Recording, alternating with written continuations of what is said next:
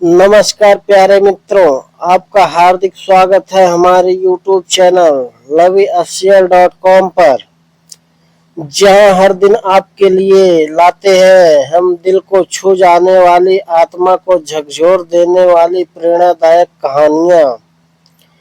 आज की कहानी भी कुछ ऐसी ही है, एक साधु की चुप्पी और एक गांव के दर्द को लेकर।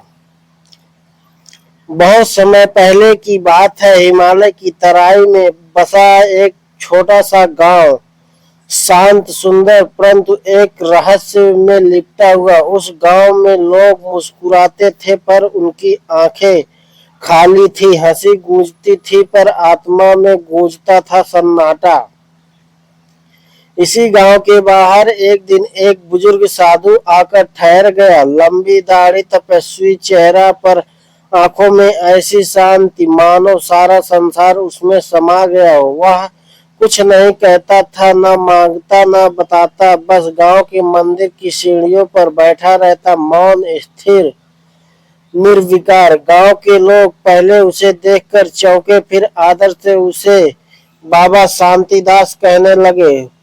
पर जैसे जैसे दिन बीतते गए, अजीब घटनाएं होने लगी। बच्चों में बोलना बंद कर दिया, औरतें चुप चुप कर रोने लगी, मर्द दिन भर खेतों में खोए रहते पर रात को चीखने लगते।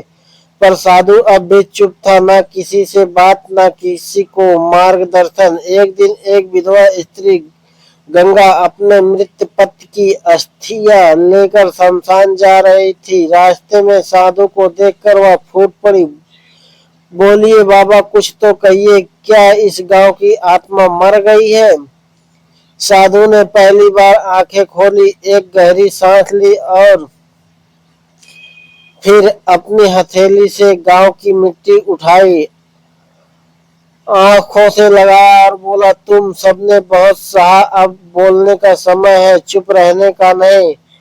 उस दिन के बाद सब बदल गया। गांव ने वर्षों बाद एक साथ बैठकर भोजन किया, बच्चों की हंसी फिर सुनाई दी और गंगा ने पहली बार अपने बेटे को बेटा कहकर पुकारा। बाबा शांतिदास अगली सुबह वहां से चले गए बिना कुछ कहे, पर उस गांव ने एक सबक सीख लिया, दर्द बांटने से ही कम होता है और अगर चुप्पी तोड़ी ना जाए तो आत्मा को खा जाती है। चुप्पी हमेशा संकोच नहीं होती, कई बार वह एक घाव होती है जिसे समझकर, बोलकर और बांटकर ही भरा जा सकता है।